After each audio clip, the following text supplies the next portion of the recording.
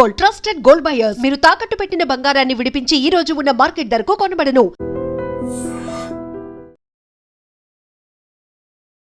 నమస్తే, welcome to Indian social spotlight with కవిత.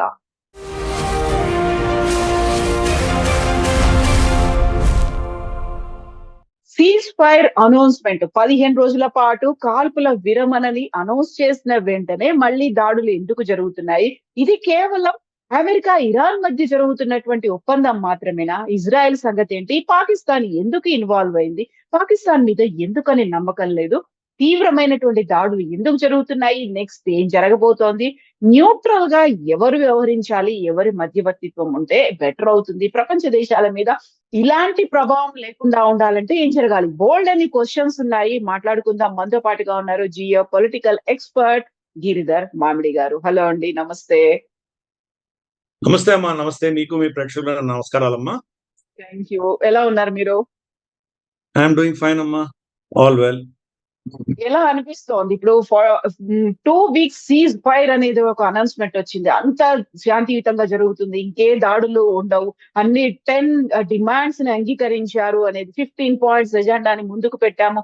బోల్డ్ అంతా వార్తలు అయితే సర్క్యులేట్ అయ్యాయి, బట్ అదేం జరగలేదు. విత్ ఇన్ ఫ్యూ అవర్స్ లో లెబనాన్ మీద ఇజ్రాయెల్ దాడి చేసింది. దీనికి మాకు సంబంధం లేదు, మా పని మేము చూసుకుంటూ వెళ్తామని చెప్పారు. యుద్ధం స్టార్ట్ చేసేటప్పుడు ఎలాగైతే వీళ్ళు ప్లానింగ్ లేకుండా హుటాహుటిన స్టార్ట్ చేశారో, ఈ కాల్పుల విరమణ కూడా ఏమీ ప్లానింగ్ లేకుండా అనౌన్స్ చేశారు. సో అంతే కన్ఫ్యూషన్ తోటి అనౌన్స్. మనం చూసాం షహబాజ్ షరీఫ్ చేసిన ట్వీట్, దాని ఎడిటెడ్ వర్షన్స్ లోకి వెళ్ళి చూస్తే గనక draft for Pakistan prime ministers tweet అని చెప్పి రాస్తుంది దాంట్లో. అంటే అర్థం ఏంటి? ఎవరో దాన్ని టైప్ చేసి ఇచ్చారు ఆయనకి. ఇప్పుడు మన ప్రధానికి మనం పంపిస్తే ఏమంటాడు? ఫర్ ప్రైమ్ మినిస్టర్స్ పర్యూజల్ అని పెడతాం మనం. ఇండియన్ ప్రైమ్ మినిస్టర్ పెట్టాం కదా మనలో, మన దేశంలో మనం చేస్తే. వేరే దేశస్తులు మనకు పంపిస్తే అప్పుడు ఇండియన్ ప్రైమ్ మినిస్టర్ అని పెడతాం. సో అంటే ఇది పాకిస్తాన్ లో ఈ డ్రాఫ్ట్ చేసింది కాదు, అమెరికా నుంచి డ్రాఫ్ట్ వచ్చింది వాళ్ళకి. సో వాళ్ళు డ్రాఫ్ట్ ఏం పంపించారు? This is draft for Pakistan prime minister to tweet అని పంపించారు వాళ్ళు. ఈ మహానుభావుడు దాన్ని ఉన్నట్టుండి కాపీ చేసి దాన్ని అలాగే పోస్ట్ చేశారు.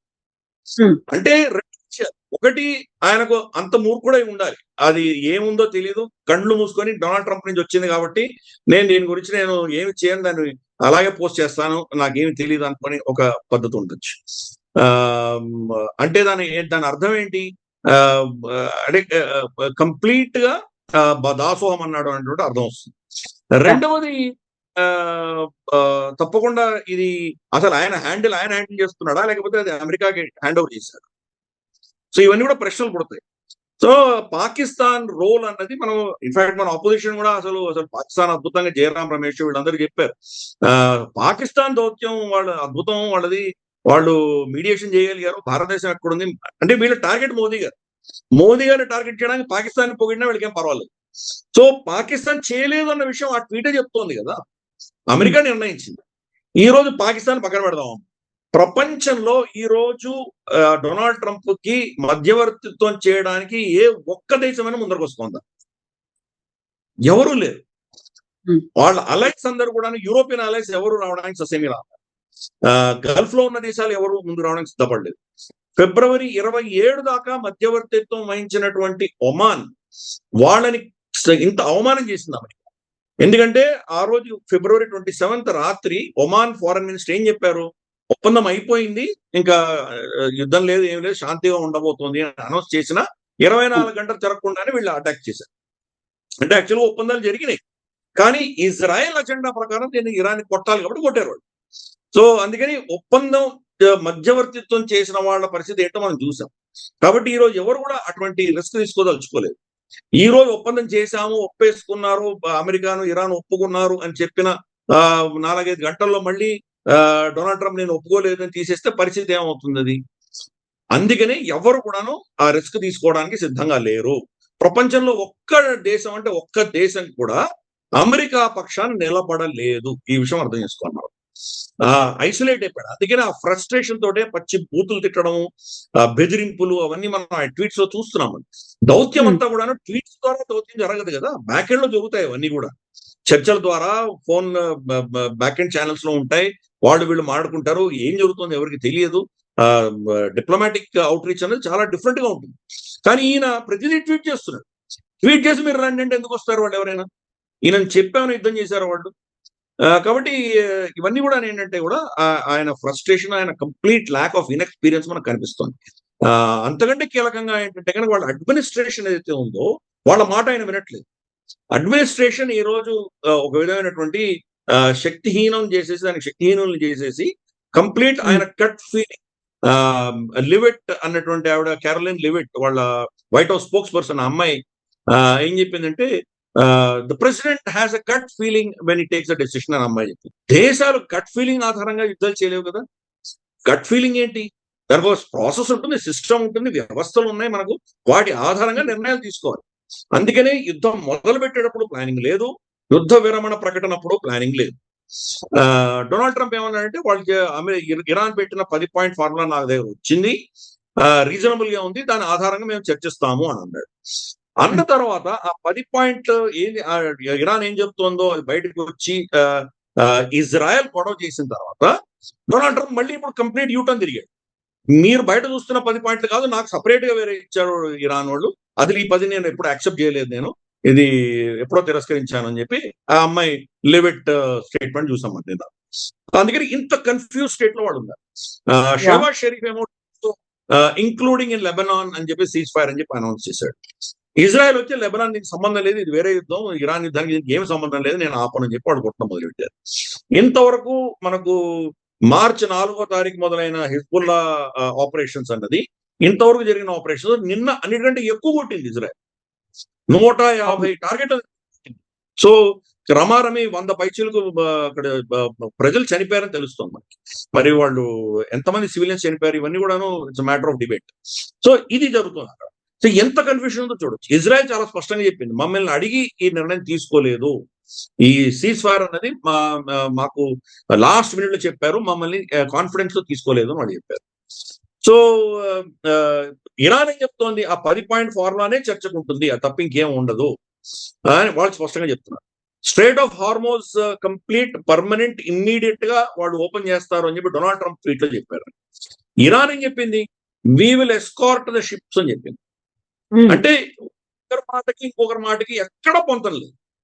దీనివల్ల మనకు అర్థమవుతున్నటువంటి ఏకైక విషయం ఏంటంటే, డొనాల్డ్ ట్రంప్ ఏదో విధంగా డెస్పరేట్ గా ఇక్కడి నుంచి తప్పించుకునేటువంటి ప్రయత్నం చేస్తున్నాడు. ఆ బెదిరింపులన్నీ కూడాను ఒక సంస్కృతిని, ఒక సివిలైజేషన్ మొత్తం చంపేస్తానన్న బెదిరింపు చాలా బెడిసికొట్టింది. విపరీతంగా దానికి నెగటివిటీ వచ్చేసింది. ఇరాన్ ఏం చేస్తావో చేసుకోపో అని చెప్పి వాళ్ళు కూడా టార్గెట్లు పెట్టారు. ట్రంప్కి అర్థమైంది, అది కనుక అతను కనుక రిటాలియేట్ చేసి న్యూక్లియర్ అటాక్ చేయడమో, లేకపోతే ఆల్మోస్ట్ సెమీ న్యూక్లియర్ అటాక్ లాంటిది ఏదైనా మేజర్ అటాక్స్ చేసి విపరీతమైన జన నష్టం జరిగితే కనుక మొత్తం ప్రపంచం అమెరికాకు వ్యతిరేకంగా తిరుగుతుంది. అమెరికాలో కూడా అతనికి వ్యతిరేకత వచ్చేస్తుంది. కాబట్టి బ్యాక్లాష్ నుంచి తప్పించుకోవాలంటే ఏదో విధంగా యుద్ధం ఆపాలి. అది యుద్ధం ఆపేటప్పుడు తనకి గెలిచినట్టు చూపించుకోవాలి. అందుకని పాకిస్తాన్ వాడుకున్నాడు. పాకిస్తాన్ వాడుకుని పాకిస్తాన్ యాక్చువల్గా నాకు తెలిసి బహుశా డైరెక్ట్ గా వీళ్ళు ఇరాన్ తో మాట్లాడారు. అమెరికా ఇరానే మాట్లాడుతున్నారు, పాకిస్తాన్ కూడా మాట్లాడలేదు. కానీ పాకిస్తాన్ ప్రైమ్ మినిస్టర్ తోటి ట్వీట్ చేయించాడు, అంతకు మించి ఇంకేమీ లేదు. వాళ్ళ చట్టం ఏం చెప్తుందంటే, అమెరికన్ లా ప్రకారం, అమెరికన్ కాన్స్టిట్యూషన్ ప్రకారం వాళ్ళ శత్రు దేశాలతో డైరెక్ట్ గా నెగోషియేట్ చేయరు వాళ్ళు. కాబట్టి ఇరాన్ శత్రు దేశంగా వాళ్ళు ప్రకటించారు కాబట్టి ఇరాన్ తోటి డైరెక్ట్ నెగోషియేషన్స్ ఉండవు. ఎవరో ఒక మీడియేటర్ ఉండాలి, మధ్యవర్తిత్వం చేయాలి. ఈరోజు మధ్యవర్తిత్వం ఇందాక నేను చెప్పినట్టు ఎవరూ లేరు, ఏ దేశం కూడా సిద్ధంగా లేదు. అందరిని అడిగి చూశాడు. వ్లాడిమిర్ పుటిన్ అడిగాడు. వ్లాడిమిర్ పుటిన్ నాకు ముందు డాన్బాస్ నాకు అప్పచెప్పు, అప్పుడు నేను మాట్లాడతాను ఇరాన్ తోటి అన్నాడు. మోదీ గారిని అడిగితే కనుక మీరు కొట్టుకోండి, నాకేం సంబంధం లేదు, నీతో దూరం అన్నాడు. చాలా క్లియర్ గా చెప్పారు. ఎందుకంటే మనకు తెలుసు ఈ రోజు అయిన పద్ధతి. షహబాజ్ షరీఫ్ ఏమో లెబనాన్ లో కూడా సీజ్ ఫైర్ అని డిక్లేర్ చేశాడు, ఇజ్రాయెల్ ఏమో దాన్ని బేఖాతా చేసి కొడుతోంది అక్కడ. అంటే షహబాజ్ షరీఫ్ పరిస్థితి ఏమైంది ఈ రోజు? ప్లస్ నెగోసియేషన్స్ ఆల్రెడీ మొదలవుతున్నాయని చెప్పినటువంటి వ్యక్తి ఈ రోజు మనకు జేడీ వ్యాన్స్ ఇస్లామాబాద్ వెళ్తాడో లేదో తెలియదు. కొన్ని వర్షన్స్ ఏం తెలుస్తున్నాయంటే అక్కడ సెక్యూరిటీ దృష్ట్యా ఆయన వెళ్ళకపోవచ్చు అని తెలుస్తుంది. ఇంకా మరి ఎవరు వెళ్తారు? అలాగే ఇరాన్ నుంచి ఎవరు వస్తారు రిప్రజెంటేషన్? ఇరాన్ లో ఈ నిర్ణయాలు తీసుకోగలిగినటువంటి శక్తి ఎవరికి ఉంది? ఒక ముజ్తఫా తప్ప ఎవరి దగ్గర లేదు. ముజ్తఫా ఆయన బతికున్నారా చనిపోయారా కూడా ఎవరికి తెలియదు. ఆయన అన్కాన్షియస్ గా ఉన్నారని కొన్ని వర్గాలు చెప్తున్నాయి. నిర్ణయం ఆయన పేరిట ఎవరు చేస్తున్నారు తెలియదు. రేపు చర్చలకు రావాలంటే ఎవరు రావాలి? వాళ్ళ ప్రెసిడెంట్ పెషెస్కియాన్ వస్తారా, లేదా వాళ్ళ ఫారెన్ మినిస్టర్ అరాగాచి వస్తారా? వీళ్ళు మొత్తం ఆ పవర్ స్ట్రక్చర్ లో చాలా కింద ఉన్నటువంటి పవర్ స్ట్రక్చర్. ఈయన ఇక్కడైనా నిర్ణయం తీసుకొని, ఇక్కడైనా డెసిషన్ తీసుకొని ఇరాన్కి వెళ్తే దాన్ని వాళ్ళు IRGC యాక్సెప్ట్ చేయకపోవచ్చు. కాబట్టి చర్చ ఎవరు చేస్తారు? ఒకవేళ చర్చకు ఎవరన్నా వచ్చారంటే కనుక వాళ్ళు ఇస్లామాబాద్లోనో లేదా ఇస్లామాబాద్ నుంచి మళ్ళీ ఇరాన్కి తిరిగి వెళ్లేంత లోపల ఇజ్రాయెల్ చంపేస్తుంది వాడు. కాబట్టి ఎవరు ఆ రిస్క్ తీసుకొని వస్తారు? సో ఇవి అక్కడ ఉన్నటువంటి పరిస్థితి. అమెరికా 15 పాయింట్ ఫార్ములా ఏమో కంప్లీట్ గా వీళ్ళని సరెండర్ అవ్వమంటారు ఇరాన్. ఇరాన్ ఎందుకు ఒప్పుకోవాలి? యుద్ధం చేస్తోంది దానికోసం కదా. దానికోసం సీజ్ ఫైర్ ఎందుకు వాడు ఒప్పుకోవాలి. ఇంత లోపల వీళ్ళు అదే పనిగా దాడులు చేసి ఇరాన్ మీద కూడా దాడి చేసింది ఇజ్రాయెల్. ఇరాన్ మీద కూడా దాడి చేసి వాళ్ళ ఆయిల్ ఫీల్డ్స్ ని వాటిని కొట్టడం మొదలు పెట్టేసరికి వాళ్ళు రిటాలియేట్ అయ్యారు. కువైత్లోను UAEలోను వాళ్ళు కూడా దాడులు చేశారు. ఇజ్రాయెల్ మీద మళ్ళీ బొంబార్డ్మెంట్ చేస్తున్నారు వాళ్ళు. హెజ్బుల్లా మీద ఆపరేషన్స్ లెబనాన్ లో మీరు ఆపకపోతే హార్మోస్ నేను ఓపెన్ చేయను, మళ్ళీ హార్మోస్ మూసేసింది ఇరాన్. సీజ్ ఫైర్ కి అర్థం ఏంటో నాకేం అర్థం కావట్లేదు. ఒక్క డొనాల్డ్ ట్రంప్ కి మాన్ అక్కడి నుంచి తప్పించుకొని అక్కడ మాన్ చెల్లక వెళ్ళిపోవడానికి ఒక కారణం దొరికింది. 2 వారాలు ఆగిపోయింది. మీరు ఏమైనా తంటారు, మీరు దాని గురించి చర్చించుకోండి, మీ ఇష్టం ఏమైనా చేసుకోండి. 2 వారాలు నేను ఆగిపోయాను. 2 వారాల తర్వాత మరి ఇదే పరిస్థితి. ఆయనకు నిజంగా అక్కడ వెళ్ళి యుద్ధం చేసి గెలిచేటువంటి పరిస్థితి లేదు. ఒక సైనికుడిని బయటికి తీయడానికి 100,000 మందిని ఆయన డిప్లాయ్ చేయాల్సి వచ్చింది. రేపటి రోజు వీళ్ళ మనుషులు బూట్స్ ఆన్ ద గ్రౌండ్ పెడితే పరిస్థితి ఏమో, దాంట్లో కొన్ని 100 మంది చనిపోవచ్చు, కనీసం కొంతమంది అక్కడ యుద్ధ ఖైదీలుగా మిగిలిపోవచ్చు. మరి అప్పుడు అమెరికాలో పరిస్థితి ఏమవుతుంది? డొనాల్డ్ ట్రంప్ లెగసీ ఏమవుతుంది? సో ఇవన్నీ ఇష్యూస్ ఉన్నాయి. కానీ ఒక విషయంలో మనం డొనాల్డ్ ట్రంప్ ని మెచ్చుకోవాలి. డొనాల్డ్ ట్రంప్ జార్జ్ బుష్ ని కంపేర్ చేసి చూస్తే వీళ్ళిద్దరిని కూడా ఇజ్రాయెల్ వాడుతుంది. అప్పుడు గల్ఫ్ యుద్ధము సద్దాం హుసేన్ వ్యతిరేకంగా కూడా కంప్లీట్ గా ఇజ్రాయెల్ యుద్ధం, అమెరికా యుద్ధం కానే కాదు. వెపన్స్ ఆఫ్ మాస్ డిస్ట్రక్షన్స్ లేవన్న విషయం సిఐఏకి ముందు నుంచి తెలుసు. కానీ ఇది ఒక బూచిగా చూపించి వీళ్ళు వెళ్ళి సద్దాం హుసేన్ తీయాలని ఇజ్రాయెల్ నిర్ణయించింది. America tax payer money, America సైన్యాన్ని, అమెరికన్ ఎస్టాబ్లిష్మెంట్ వాడుకొని ఇజ్రాయెల్ యుద్ధం చేయించింది. జార్జ్ బుష్ ఇరుక్కున్నాడు, దాన్ని 9 ఏళ్ళు యుద్ధం చేయాల్సి వచ్చింది. డొనాల్డ్ ట్రంప్ కి వీళ్ళు ఏం చెప్పారంటే, మనకు ఇప్పుడు లీక్ అయినటువంటి న్యూయార్క్ టైమ్స్ లో లీక్ అయినటువంటి కథనం ప్రకారం మనకు డొనాల్డ్ ట్రంప్ ని కన్విన్స్ చేశాడు బెంజమిన్ నెతన్యాహు. ఇది ఒక వారంలో అయిపోతుంది, వాళ్ళ నేతృత్వాన్ని మొత్తం చంపేస్తాం మేము, దాంతో దాసోహం అంటారు. మొసాడ్ ఏజెంట్స్ గ్రౌండ్ లెవెల్లో ఉన్నారు, వాళ్ళు ఉద్యమం తీసుకొస్తారు, ఆ రిజిమ్ వెళ్ళిపోతుంది, మనం ఎవరు కావాలంటే వాళ్ళు పెట్టుకోవచ్చు. ఎలాగైతే నువ్వు వెనెజుయేలాలో నికోలస్ మడోరోని తీసేసి రొడ్రిగేస్ ని పెట్టి నువ్వు ఎలాగైతే వెనక నుంచి చక్రం తిప్పుతున్నావో, అలాగే ఇరాన్ లో కూడా చేయొచ్చు. ఓ వారం 10 రోజులు నాకు టైం ఇవ్వు, వారం 10 రోజులు యుద్ధం చేయ నాతోటి అని చెప్పి బెంజమిన్ నెతన్యాహు ఈయన బరిలో దించాడు. డొనాల్డ్ ట్రంప్ అర్థమైంది 3-4 వారాలు అవ్వగానే ఇది గెలిచేటువంటి యుద్ధం కాదు అని అర్థమైంది. ఈ బెదిరింపులన్నీ చేస్తున్నాడు, అరుస్తున్నాడు, ఇవన్నీ అయిన తర్వాత బాగా స్పష్టంగా అర్థమైంది. జార్జ్ దీనిలో ఇరుక్కోదలుచుకోలేదు. ఎంత తొందరగా అయితే తొందరగా బయటపడిపోవాలన్న ప్లాన్ లో ఉన్నాడు డొనాల్డ్ ట్రంప్. అందుకని ఈ సీజ్ ఫైర్ అనేది అనౌన్స్ చేయించాడు. ఇప్పుడు సీజ్ ఫైర్ తర్వాత ఏం జరగబోతున్నది పెద్ద విషయం. ఇన్ఫాక్ట్ ఇరాన్ అక్కడ టోల్ వసూలు చేస్తోంది, ఒక బ్యారెల్ కి $1 కలెక్ట్ చేసుకుంటుంది అంటే కనుక నేను కూడా దీంట్లో భాగస్వామ్యం అవుతాను, మీ ఇద్దరం కలిసి సంపాదించుకుందాం, బిలియన్స్ ఆఫ్ డాలర్స్ వస్తాయి, నేను కూడా దీంట్లో నేను ఇరాన్ ఇద్దరు కలిసి చేస్తామని చెప్పడం మొదలెట్టాడు. సో అందుకని డొనాల్డ్ ట్రంప్ చాలా షార్ట్ టర్మ్ ఆలోచన చేస్తాడు, దీర్ఘకాలికంగా వచ్చాడు. అందుకని అతను నేను బెనిఫిట్ ఆఫ్ డౌట్ అతను ఎందుకు మిగతా జార్జ్ బుష్ కంటే ఎందుకు నేను బెటర్ అంటున్నానంటే, యుద్ధాన్ని 8 ఏళ్ళు పొడిగించడానికి సిద్ధంగా లేడు. సో ఇన్ఫాక్ట్ ఒక వారం క్రితం ఆయన ఇచ్చిన స్టేట్మెంట్ అంటే, స్టేట్ ఆఫ్ హార్మోజ్ మూత పడినా కానీ కూడా నేను వెళ్ళిపోతాను, నేను ఇక్కడ ఉండాల్సిన అవసరం లేదు అన్నాడు. కాబట్టి తను తన పేషెన్స్ ఎంతవరకు ఓపిక ఉందో అంతవరకు యుద్ధం చేస్తాడు, తర్వాత వెళ్ళిపోతాడు. ఇది ఇజ్రాయెల్ చాలా భయంగా. అందుకనే ఇజ్రాయెల్ ఈ సీజ్ ఫైర్ ఎట్టి పరిస్థితిలో బొమ్ము చేయడానికి, దీన్ని నాశనం చేయడానికి, దీన్ని ఫెయిల్ చేయడానికి వాళ్ళ ప్రయత్నాలు, వాళ్ళ ప్రయత్నాలు వాళ్ళు చేస్తున్నారు. అలాగే చర్చ జరిగితే జరుగుతాయలేవో పెద్ద ప్రశ్న.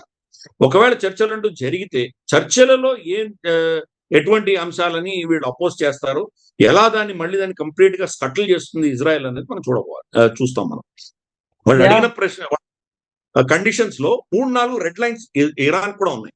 సరే 10 పాయింట్లు పెట్టారు, ఏదో కొన్ని ఇచ్చిపుచ్చుకోవడాలు ఉంటాయి. ముఖ్యంగా వాళ్ళు పెట్టింది ఏంటంటే మాకు ఆంక్షలు ఎత్తేయండి, మా మీద ఉన్న శాంక్షన్స్ ఎత్తేయండి. 2 మాకు నష్టపరిహారం చెల్లించండి. మీరు మాకు నష్టపరిహారం ఇస్తే పర్వాలేదు, మీరు నష్టపరిహారం ఇవ్వకపోతే ఈ నష్టాన్ని మేము పూడ్చుకోవడానికి కోసం మేము ట్యాక్స్ వసూలు చేసుకుంటాం, టోల్ వసూలు చేసుకుంటాం. 3వది మా న్యూక్లియర్ ప్రోగ్రామ్ ఆగదు.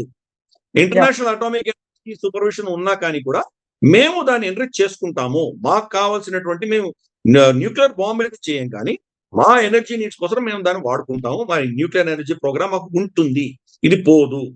ఈ 3 అంశాలు చాలా స్పష్టంగా చెప్పారు. సరే, మిగతా అడిగారు కొన్ని గొంతమ్మ కోరికలు. ఇక్కడి నుంచి అమెరికా స్థావరాలు మొత్తం తీసేయాలి అన్నారు. అది అమెరికా తీయదని వాళ్ళకు తెలుసు, కానీ ఊరికే బార్గెనింగ్ పెట్టుకున్నారు. అలాగే స్ట్రైట్ ఆఫ్ హార్మోన్స్ లో మేము సూపర్వైజ్ చేస్తాం, మేము ఒమాన్ కలిసి పంచుకుంటామని అన్నారు. అది కూడా బహుశా అమెరికాకి ఏమైనా ఒక కార్టల్ లాంటిది చేసి అమెరికాను కూడా దాన్ని ఇన్వాల్వ్ చేసేటువంటి చేస్తే చేయొచ్చు మనం. కాబట్టి మిగతావన్నీ కూడా నెగోషియబుల్, ఈ 3 నాన్ నెగోషియబుల్.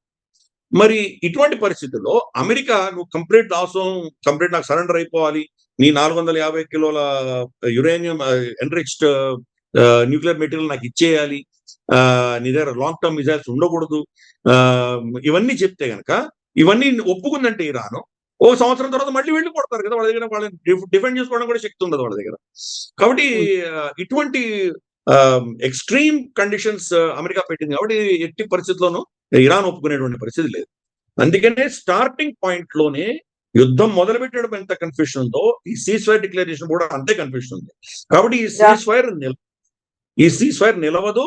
ఈ సీజ్ ఫైర్ తర్వాత ఈ సీజ్ ఫైర్ సంబంధించిన చర్చలలో ఎక్స్ట్రీమ్ ఆపోజిట్ పొజిషన్స్ ఉన్నాయి. వీళ్ళిద్దరూ ఒక మిడిల్ గ్రౌండ్ వచ్చేటువంటి సూచనలు లేవు.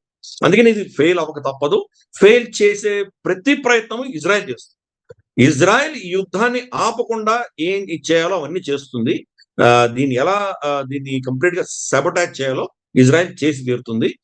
డొనాల్డ్ ట్రంప్ మరి ఇజ్రాయెల్ నుంచి తెగదెంపులు చేసుకుంటే కానీ దీన్ని ఆపలేడు. సో చూద్దాం ఏమవుతుందో. నాకు తెలిసేది ఇది అటర్ ఫెయిల్ అవుతుంది.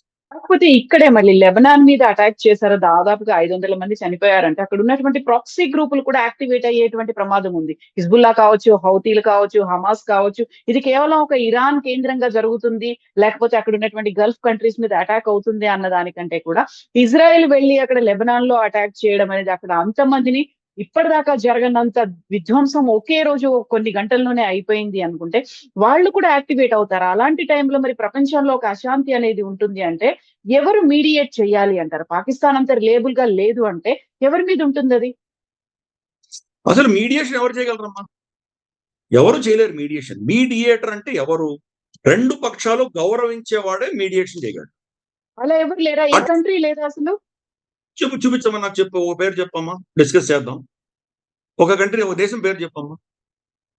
ఇప్పుడు నేటో కంట్రీస్ లేవు, ఆ తర్వాత యూరోపియన్ కంట్రీస్ లేవు, అసలు ఏమీ లేవు. యునైటెడ్ నేషన్స్ లేవు.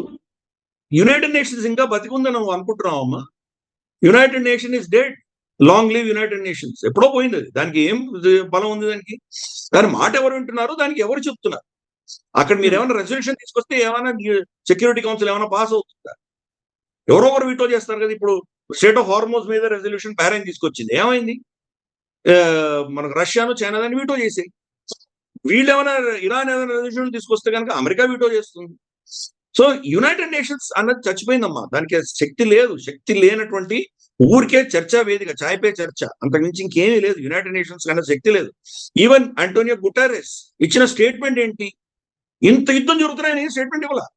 నిన్న డొనాల్డ్ ట్రంప్ ట్వీట్ చేసి మీ సివిలైజేషన్ నేను చంపేస్తాను అన్నప్పుడు నాకు బాధ స్టేట్మెంట్ ఇష్యూ చేశారు ఆంటోనియో గుటెరెస్. ఇదే మన యునైటెడ్ నేషన్స్ మీరు ఎక్స్పెక్ట్ చేసేది? యునైటెడ్ నేషన్ ఏం చేస్తుంది? నేటో అంటారా? నేటో 60% నుంచి 70% వాళ్ళ ఫండింగ్ అమెరికాని చూస్తుంది. అమెరికాకి వ్యతిరేకంగా వాళ్ళు మాట్లాడుతున్నారు. వాళ్ళు మధ్యవర్తులు ఎలా చేయగలరు? వాళ్ళని ఇరాన్ ఎందుకు నమ్ముతుంది? అంతే కదా. 2 పిల్లుల మధ్యలో, 2 ఎలకల మధ్యలో మనకు ఏదైనా యుద్ధం ఉంటే కానీ పిల్లి సాక్ష్యం చెప్పినట్టు ఉంటుంది. ఈ నేటో వచ్చి మధ్యలో దూరిందంటే నేటో ఎవరి పక్షాన్ని మాడుతుందో తెలిసిన విషయమే కదా. వాళ్ళు ఓపెన్ గా చెప్తున్నారు, ఇది టెర్రరిస్ట్ రెజీమ్ అని వాళ్ళు ఓపెన్ గా చెప్తూ ఇరాన్ మీద శాంక్షన్స్ పెట్టినటువంటి నేటో కానీ యూరోపియన్ యూనియన్ కానీ మధ్యవర్తిత్వం ఎలా వహించగలదు? ఇరాన్ ఎందుకు యాక్సెప్ట్ చేస్తుంది వాళ్ళని? ఇంకో పేరు చెప్పమ్మా, ఇంకెవరున్నారు చెప్పు. అయితే గతంలోనే ఖతార్, ఒమాన్ కావచ్చు, వాళ్ళు అన్నటువంటి ఒక మాట, మోదీకి ఇరాన్ అండ్ ఇజ్రాయెల్ మంచి ఫ్రెండ్స్ కాబట్టి మోదీ షుడ్ ఇంటర్వీన్ అనేటువంటి ఒక మాట వచ్చింది. ఆ తర్వాత మిగతా ఎక్కడి నుంచి దీనికి సంబంధించి ఒక కన్స్ట్రక్టివ్ గా ఒక స్టేట్మెంట్ రాలేదు. కనీసం మీరు రండి అనేది. సో మనమేమో మన మీద డిపెండ్ అవుతున్నటువంటి కంట్రీస్ కొన్ని ఉన్నాయి. గతంలో రష్యా, ఉక్రెయిన్ వారికి సంబంధించి కూడా మనం ఎటువైపు ఉన్నామని మనం ఖండించలేదు. సేమ్ డిస్టెన్స్ మెయింటైన్ చేస్తున్నాము. ఎట్ ది సేమ్ టైం వాళ్ళ దగ్గర నుంచి కూడా ఫ్రెండ్షిప్ అలాగే వస్తోంది. మనకి ఏవేవైతే అవసరాలు ఉన్నాయో వాటిని తీర్చడానికి 2 కంట్రీస్ రెడీగా ఉన్నాయి. మనం ఎందుకు కూడా ఇంటర్వ్యూన్ అవ్వట్లేదు అనేటువంటి మాట వినిపిస్తోంది. ఇప్పుడు మనం చెప్తే డొనాల్డ్ ట్రంప్ ఏమైనా వింటాడమ్మా? డొనాల్డ్ ట్రంప్ ఈరోజు బాగా హర్ట్ అయ్యాడు 2 అంశాల్లో. ఒకటి, భారత పాకిస్తాన్ మధ్యలో యుద్ధం నేనే ఆపాను అని చెప్పిన క్లెయిమ్ ని మనం ఒప్పుకోలేదు. షహబాజ్ షరీఫ్ అవును మీరు లేకపోతే అసలు మేము ఏమై ఉండేవాళ్ళం అని చెప్పేసి కంప్లీట్ గా సాష్టాంగ ప్రణామం చేశాడు ఆయన ముందర వచ్చి. ఆ పని మనం చేయలేదు. షహబాజ్ షరీఫ్ నోబెల్ ప్రైజ్ కి నామినేట్ చేశాడు డొనాల్డ్ ట్రంప్, మనం ఏమీ చేయలేదు. సో అది గుర్రను ఉన్నాడు. దాంతో మన మీద చాలా కోపంగా ఉన్నాడు. వ్యక్తిగతంగా అతను ఇన్సల్ట్ చేశాం. మోదీ గారు పార్లమెంట్ సాక్షిగా చెప్పారు, క్వశ్చనే లేదు, వాళ్ళ ఇన్వాల్వ్మెంట్ లేదు. మనం ఓపెన్ గా చెప్పాము. ఫోన్ కాలే రాలేదు మాకు. పహల్గామ్ ఘటన జరిగిన తర్వాత సానుభూతి తెలపడానికి ఒకసారి ఫోన్ చేశారు. ఈ ఆపరేషన్ సింధూర్ అయిపోయిన నెల రోజుల తర్వాత మాకు డొనాల్డ్ ట్రంప్ తో మాట్లాడాం. అంత మధ్యలో మాటలే లేవని చెప్పాం. సో క్వశ్చన్ ఆఫ్ ఆయన ఇంటర్ఫియరెన్స్ అనేది లేనే లేదు, ట్రేడ్ చర్చలు అనేది లేనే లేదు. చాలా స్పష్టంగా మనం అన్ని ఫోరమ్స్ లో చెప్పాము. పార్లమెంట్ సాక్షిగా చెప్పాము, మోదీ గారు చెప్పారు, జయశంకర్ గారు చెప్పారు, అందరూ చెప్పాము మనం. కాబట్టి ఇన్ని లేయర్స్ లో చెప్పిన తర్వాత ఇంకా మిగిలేదేంటి? సో ఇప్పుడు ఇంటర్వ్యూన్ అవ్వడానికి ఎవరూ లేరు. అది అలాగే కంటిన్యూ అవుతుంది. ఎంత కాలం అవుతుందో తెలియదు. డిసైడ్ చేసుకోవాల్సింది ఆ 3 దేశాలు మాత్రమే. 3 దేశాలు కూడా కాదు, ఇజ్రాయెల్ నిర్ణయించారు. ఓకే. సో మోదీ గారు మాట ఈరోజు డొనాల్డ్ ట్రంప్ వినే పరిస్థితిలో ఉన్నాడు. టారిఫ్ విషయంలో కూడా మన మీద ఒత్తిడి తీసుకొచ్చే ప్రయత్నం చేసి మనల్ని ఏదో విధంగా తన షరతులను ఒప్పుకోవాలని ప్రయత్నం చేస్తే మోదీ గారు ససేమిరా అన్నారు. ఏమైంది? 50% మన మీద టారిఫ్ వేశారు. ప్రపంచంలో బ్రెజిల్, భారతదేశం 2 హైయెస్ట్ టారిఫ్లు ఫేస్ చేశారు. మనం 6 నెలలు తొణగలేదు, వంగలేదు, ఏమి చేయలేదు. కాబట్టి డొనాల్డ్ ట్రంప్ మన మీద ఎంత కోపంతో ఉన్నాడో అర్థం చేసుకోవచ్చు. ఈ రోజు మధ్యవర్తిత్వం చేస్తే డొనాల్డ్ ట్రంప్ తోటి మనం ఒప్పించగలిగిన పరిస్థితిలో మనం ఉన్నామా? మన మాట వింటాడు ఆయన? డొనాల్డ్ ట్రంప్ తన కుమార్తె ఇవాన్కా ట్రంప్ తప్ప ప్రపంచంలో ఎవరి మాట వింటాడు? తన మాట తనే వినడు. మోదీ గారి మాట ఎందుకు వింటాడు ఆయన? ఈ విషయం మనకు తెలుసు. సరే వీళ్ళు అనుకోవచ్చు, ఖతారు, బహ్రెయిన్, యుఏఈ వీళ్ళందరూ అనుకోవచ్చు మన దగ్గర చాలా ఇన్ఫ్లుయెన్స్ ఉందని. మన దగ్గర లేదు ఇన్ఫ్లుయెన్స్. డొనాల్డ్ ట్రంప్ ఎవరి మాట వినడు. ఆయన ఒక బుల్లి, ఒక ఒక ఒక అహంకారపూరితమైనటువంటి వ్యక్తి. ఎవ్వరి మాట వినడు. ఆయన మాట అందరు వినరు. అందుకనే అటువంటి దేశాన్ని ఎన్నుకున్నాడు ఆయన, పాకిస్తాన్ ఎన్నుకున్నాడు. అది కూడా ట్వీట్ కూడా ఆయనే ట్వీట్ చేసి పంపించాడు. సో అర్థం చేసుకోవచ్చు. అటువంటి పరిస్థితుల్లో మనం ఎందుకు జోక్యం చేసుకుంటాం? మనం జోక్యం చేసుకోము. ఎవ్వరు కూడాను, ఏ దేశం కూడాను ఈరోజు అమెరికాని నమ్మేటువంటి పరిస్థితి లేదు. ముఖ్యంగా డొనాల్డ్ ట్రంప్ ఎవరు నమ్మరు. ఈ డొనాల్డ్ 3 సంవత్సరాల పరిధి అయ్యేంత వరకు కూడా ఎవ్వరు జోక్యం చేసుకోరు. ప్రపంచం అంతా నిర్ణయించుకున్నారు. ఇన్ఫాక్ట్ మనం అజిత్ దోవల్ గారు వాళ్ళ నేషనల్ సెక్యూరిటీ అడ్వైజర్ ని మార్కో రూబియోని కలిసినప్పుడు చెప్పారు, మీరు టారిఫ్ల మీద మమ్మల్ని సతాయించదలుచుకుంటే మేము ప్రత్యామ్నాయం చూసుకుంటాము, 3 ఏళ్ల వరకు వెయిట్ చేస్తాము, మీతో చర్చలు కూడా చేయమని చెప్పాము. వాళ్ళే దిగి వచ్చారు. డొనాల్డ్ ట్రంపే దిగి వచ్చి దాన్ని 18% అని తనే ట్వీట్ చేసుకున్నాడు. 50% అన్నది డొనాల్డ్ ట్రంపే, 18% అన్నది డొనాల్డ్ ట్రంపే. అప్పుడు 12% దించినప్పుడు 18% దించినప్పుడు మోదీ గారు ట్వీట్ చేస్తే ఏమన్నట్టు, మై ఫ్రెండ్ డొనాల్డ్ ట్రంప్ అని రాశారు. Thank you for reducing it, my friend Donald Trump అని రాశారు. నిన్న రీసెంట్ గా వారం క్రితం ఈ మన ఇరాన్ యుద్ధం జరుగుతుండగా డొనాల్డ్ ట్రంప్ మోదీ గారికి ఫోన్ చేశారు. అప్పుడు డొనాల్డ్ ట్రంప్ కంటే ముందర మోదీ గారు దాన్ని ట్వీట్ చేశారు.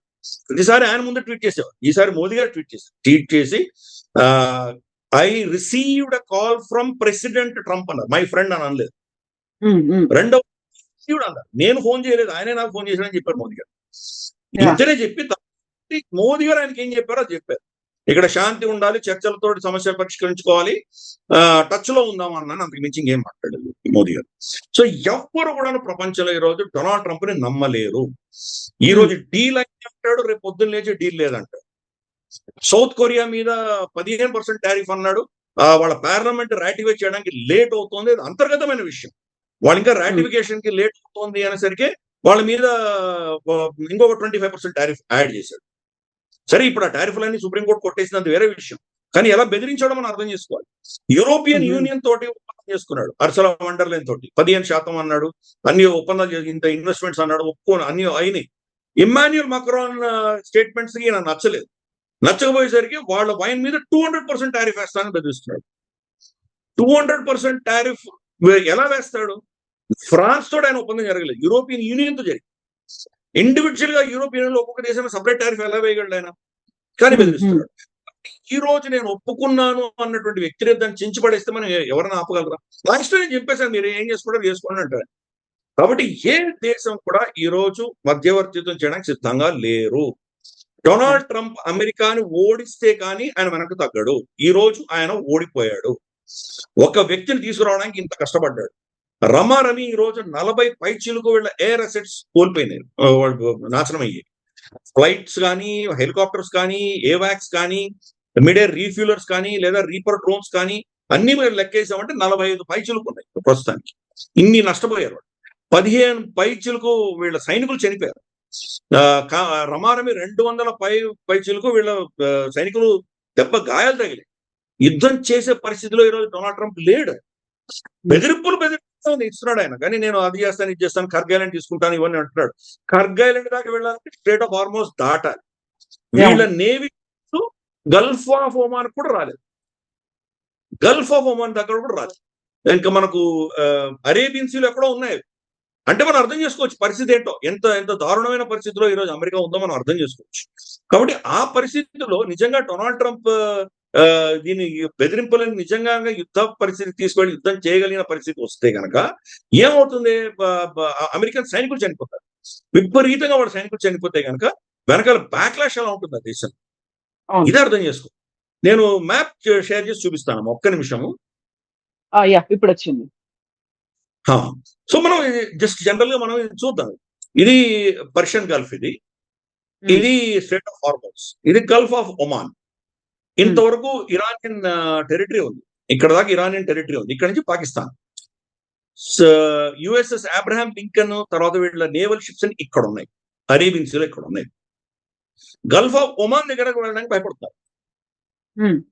గల్ఫ్ ఆఫ్ ఒమాన్ దాటి స్ట్రేట్ ఆఫ్ హార్మోస్ దాటి పర్షియన్ గల్ఫ్ లోకి వెళ్ళాక ఇగో ఖర్గ్ ఐలాండ్ ఇక్కడ ఉందమ్మా. ఇది 15 కిలోమీటర్లు ఇరాన్ బోర్డర్ లో ఉంది. ఖర్గ్ ఐలాండ్ ఎలా టేక్ ఓవర్ చేస్తారు?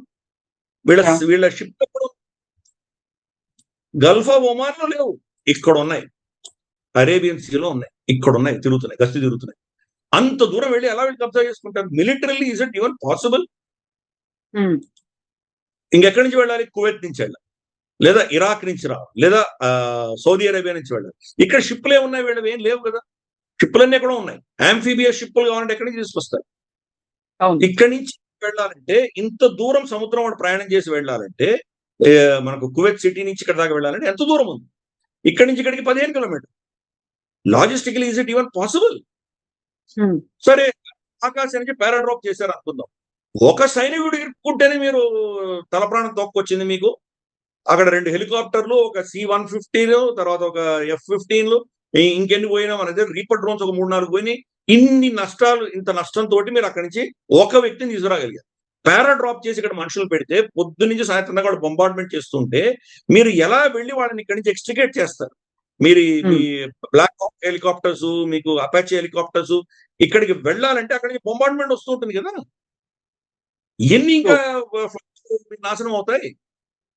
Is it even militarily is it possible physically America? సరే, కబ్జా చేసుకున్నారు అనుకుందాం. కబ్జా చేసుకుంటే వాళ్ళు రోజు నష్టం వస్తుంది. ఇక్కడి నుంచి ఎక్కడో కొండలని, ఇవన్నీ జాగ్రబ్ మౌంటైన్స్ అంటారు అమ్మాయి, ఇవన్నీ జాగ్రబ్ ఇరాన్ లో కొండల మధ్యలో ఎక్కడో ఉంటారు. మీరు కొండల్లో ఎలా మీరు పట్టుకోగలరు వాటిని? కొండల నుంచి వాళ్ళు ఫైర్ చేస్తారు. అది GPS కోఆర్డినేట్స్ పెడతారు, కొడుతుంటారు. GPS కాదు, మనకు రష్యా ఇస్తోంది, రష్యా కోఆర్డినేట్స్ ఇస్తోంది, రష్యన్ కోఆర్డినేట్స్ పెట్టి కొడుతుంటారు వీళ్ళు. ఇక్కడ ప్రతిరోజు మీ మీద బొంబార్డ్మెంట్ జరుగుతుంటుంది. మీ ఇక్కడి నుంచి మీ సైనికులను వెనక్కి తీసుకోవాలంటే ఎలా తీసుకెళ్తారు? ఏ షిప్ వస్తుంది ఇక్కడికి? ఏ ఎయిర్ క్రాఫ్ట్ వస్తుంది ఇక్కడికి? మీరు ఒకవేళ ఫోర్స్ఫుల్ గా దాన్ని టెరిటరీని టేక్ ఓవర్ చేసినా కానీ కూడా దాన్ని ఎలా మీరు రిటైన్ చేయగలరు? ఫస్ట్ అది అన్విన్నబుల్ వార్, అది అర్థం చేసుకోవాలి. ఈ యుద్ధం గెలవలేని యుద్ధం డొనాల్డ్ ట్రంప్ కి అర్థమైపోయింది. అందుకనే ఏదో విధంగా ఆఫ్ ర్యాంపింగ్ అంటారు, దీని నుంచి ఆపే ప్రయత్నం చేస్తున్నాడు. కానీ అంతకు మించి ఇంకేం లేదు. ఆయన సమర్థించే వాళ్ళు ఒక్క దేశం కూడా ముందుకు రాలేదు. ఇప్పుడు వచ్చాడు ఆయన కియర్ స్టార్మర్, సౌదీ అరేబియాకి వెళ్ళాడు. యుద్ధం అయిపోయిన తర్వాత కావాలంటే మేము వస్తాం అని చెప్పి వీళ్ళందరూ అంటున్నారు, కానీ యుద్ధం జరుగుతున్నప్పుడు జోక్యం తీసుకోవడానికి ఎవ్వరు సిద్ధపడట్లేదు. పైపెచ్చు యూరోప్ లో 3-4 దేశాలు అమెరికాకు వ్యతిరేకంగా ప్రవర్తిస్తున్నాయి. ఇప్పుడు స్పెయిన్ మొట్టమొదటిది, 2 ఫ్రాన్స్, 3 జార్జియో మెలోని, ఆవిడ కూడా రైట్ వింగరే, డొనాల్డ్ ట్రంప్ కి చాలా సన్నిహితురాలు, ఇటలీ. ఈ 3 దేశాలు కూడా అమెరికన్ ఎయిర్ బేసెస్ అక్కడి నుంచి ఇరాన్ మీద అటాక్ చేయడానికి వాళ్ళు పర్మిషన్ ఇవ్వలేదు. ఈ యూకే సరే నియరెస్ట్ క్లోజెస్ట్ అలాయ్ కాబట్టి యుద్ధంలో పార్టిసిపేట్ చేయట్లేదు, కానీ వాళ్ళ బేసెస్ ని వాడుకోవడానికి రీఫ్యూలింగ్ మాత్రం పర్మిషన్ ఇచ్చారు, కానీ యూకే స్వయాన బరిలో దిగలేదు. ఇది ఈ రోజు అమెరికా పరిస్థితి. మధ్యవర్తిత్వం ఎవరు చేయగలరు? ఇక్కడ కూడా మధ్యవర్తిత్వం జరగలేదు. ఈ విషయం గుర్తుపెట్టుకోవాలి. పాకిస్తాన్ చేయలేదు. అమెరికా డైరెక్ట్ గా మాట్లాడుకుంది, పాకిస్తాన్ ముందర పెట్టింది, అంతే. అంతకుమించి ఎస్ అండి, చూద్దాం. మళ్ళీ ఈ సాటర్డేకి 6th వీక్ కంప్లీట్ అయిపోయి 7th వీక్ కూడా ఎంటర్ అవబోతోంది కాబట్టి మళ్ళీ ఏం జరుగుతుంది అనేది. Thank you so much Giridhar గారు. థ్యాంక్ యూ అండి. Thank you.